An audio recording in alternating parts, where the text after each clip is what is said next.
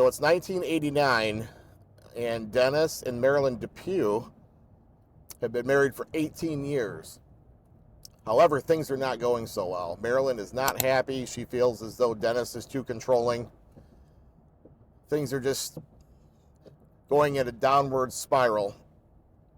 So Marilyn files for divorce, which Dennis did not want this divorce, but she files for divorce and proceeds.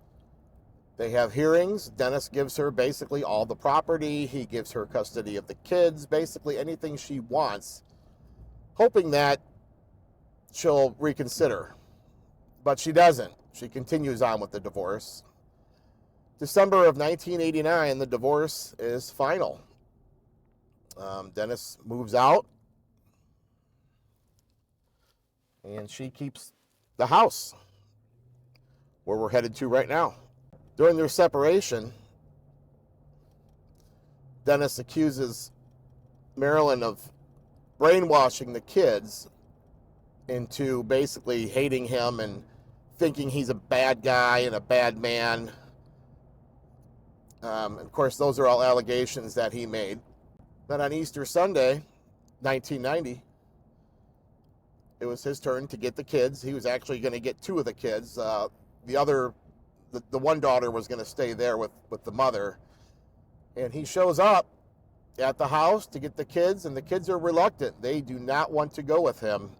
And Dennis believes that this is because Marilyn has been talking to them and telling them that he's a bad man and they should not go with him. So he's trying to force the kids to go, and Marilyn steps in. She steps in and says, "Hey, the kids don't want to go. They don't want to be with you. Just go." And a little scuffle ensues, and either she falls or he pushes her down the stairs. Once she falls down the stairs, he goes down after her, and from what I gather, maybe kicks her or hits her or something. And he picks her up and drags her up the stairs, and he's dragging her out the front door. He tells the kids that he's going to take her to the hospital. And they end up leaving together, only they don't go to the hospital. He ends up killing her and dumping her body, and then he goes on the run for about a year. So this right here is the DePue household. This would have been the house where they got in that fight, and he would have pushed her or she fell down the stairs. And this would have been where she was carried out by Dennis, and he would have taken off to supposedly take her to the hospital, which we know never happened. It's Easter Sunday, 1990. Ray and Marie Thorton are driving down this rural road in Bronson, Michigan. And they take these types of drives all the time. And to pass the time, they will make like words or phrases out of license plates. Well, out of nowhere, in the rearview mirror, Ray sees this Chevy van racing up behind him really fast.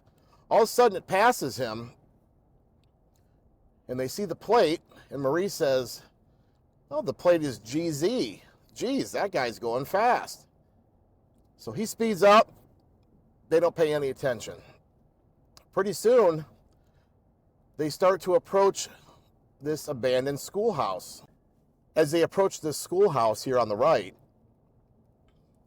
they notice that same van that just passed them on the left side of the building here. He's parked and he's taking something out. And he's walking around back to the back side of the school building. And what they see looks like a white, bloody blanket or towel of some sort. So they keep going. They keep going straight down the road, and they decide they're going to go down and turn around so they can come back and get the full license plate for this van, just in case anything were to come up. So as the Thorntons are coming down here to turn around, the van is right on their tail once again, riding their back bumper. So he turns off. The van stops about one street back. And here we are. This is basically the state line. This is Indiana right here. The Thorntons make a right turn at that dead end, and they decide they're going to circle back around. They want to get this guy's license plate so they can call the police.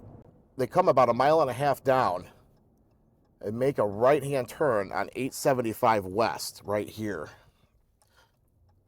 Now they're going to head back and try to get that license plate and see if the van is still anywhere around. And then from 875, they make a right-hand turn here on Adams Road, which is going to take them back down to Snow Prairie, which is the street where the school is on.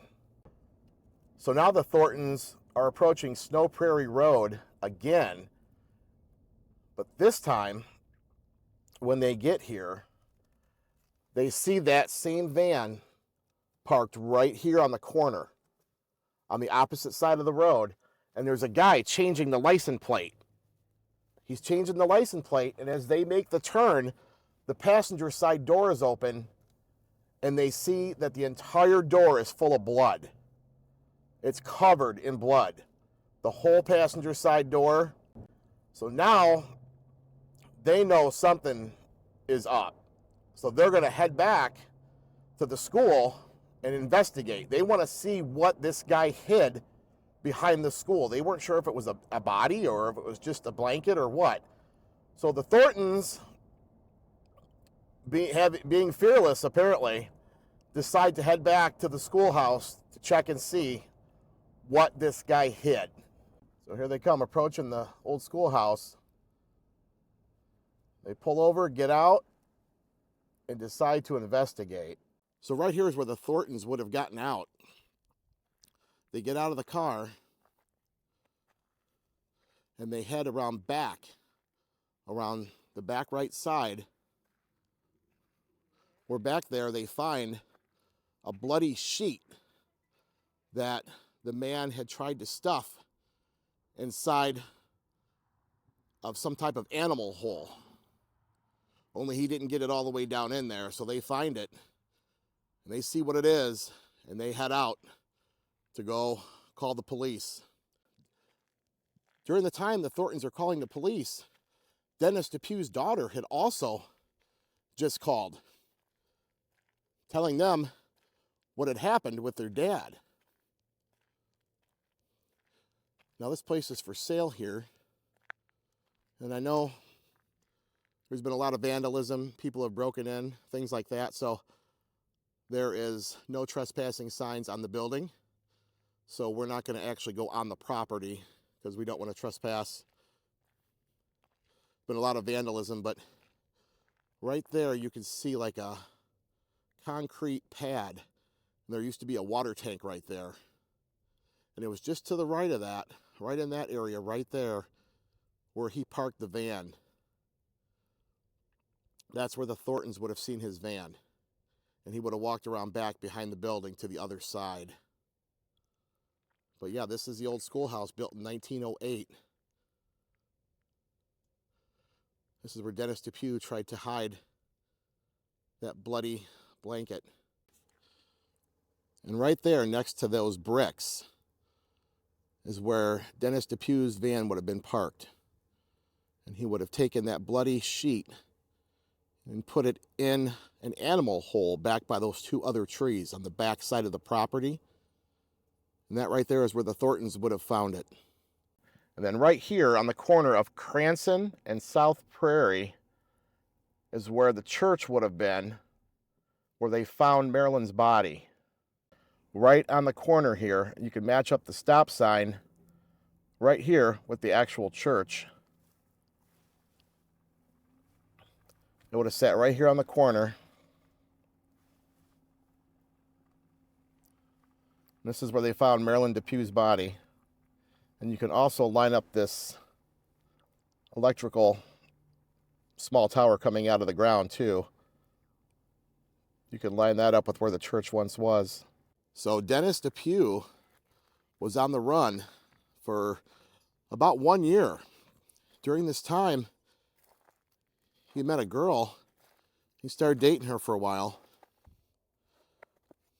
And one day she comes home from work, sees Dennis's van in the driveway, which was really odd because he had always parked in the garage. Now, she knew him to be Hank Queen. That's what he went by, Hank Queen. So she gets home, comes in the house. He's racing around, packing clothes and things like that. And he says there's some type of an emergency with his mother, and he has to leave right away and go take care of her. He asked her to make him some sandwiches. And during this time, the Unsolved Mysteries story about him is playing in the living room. So he takes off, and she realizes who he is. She calls the police. 4 hours later, they catch up to him. He shoots at him. He gets through 2 traffic barricades, and eventually the van comes to a rolling stop, and he ends his own life with a gunshot. And that would have happened in 1991 in Missouri. And this here is the grave of Dennis DePue. And the only reason I'm here is because it was close to the schoolhouse.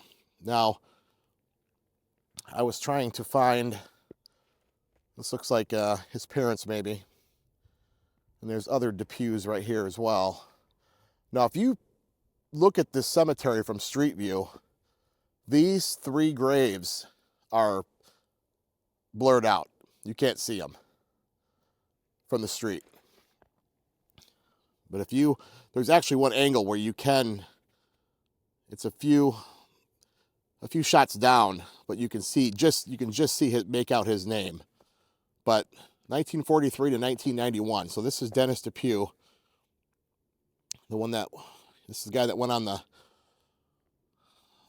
the run for a year, eluding authorities with the alias name Hank Queen.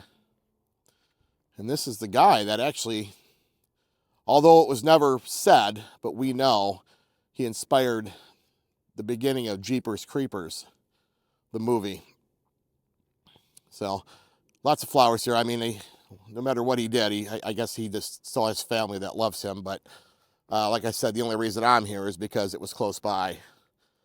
And now, trying to find Marilyn's grave. She's buried in Oakland or Oakwood County, Michigan, which is kind of up by Detroit. However, there was no monument for her, no headstone. So I believe she has a private grave. So I can't really take you there with me, otherwise we would go there and pay our respects to her for sure. So yeah, sad end of this story for, everybody involved, especially the kids and Marilyn, of course. But yeah, this is where Dennis DePue is, Brighton, Indiana. Brighton, Indiana. We're just south of the Michigan border. If you remember this story, whether it be from Unsolved Mysteries or just from all the hype it got back in 1990, leave me a comment. Let me know what you remember. Let me know your comments on the situation too. Thanks for watching. We'll see you next time.